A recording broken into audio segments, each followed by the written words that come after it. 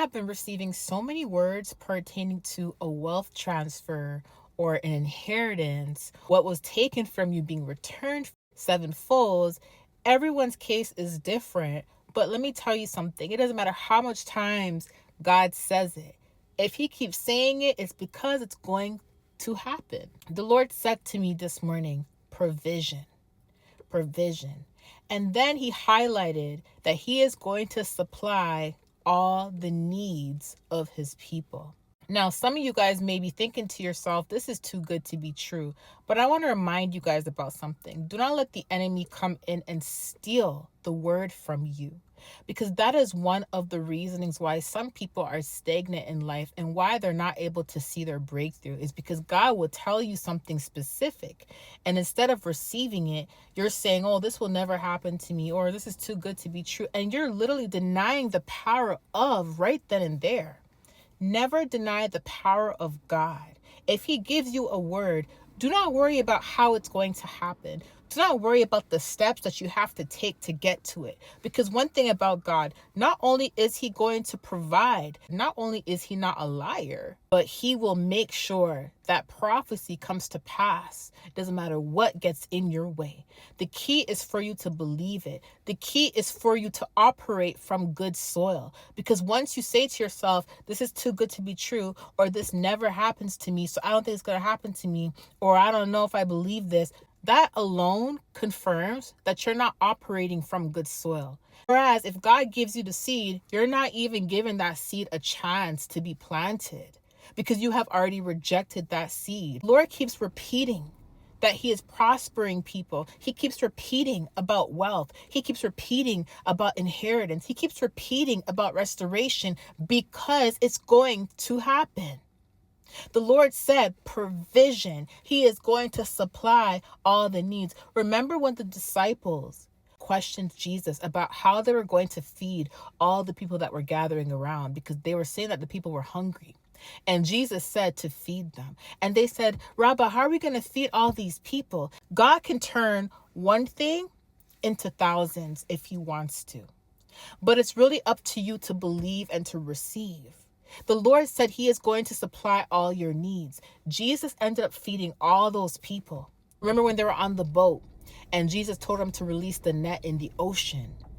How much fish came up? That basket of loaf was able to feed so many people. The Lord said he is going to bring in provision. Now, provision doesn't only have to be money. Provision can also be God is blessing you with wisdom on how to accumulate more.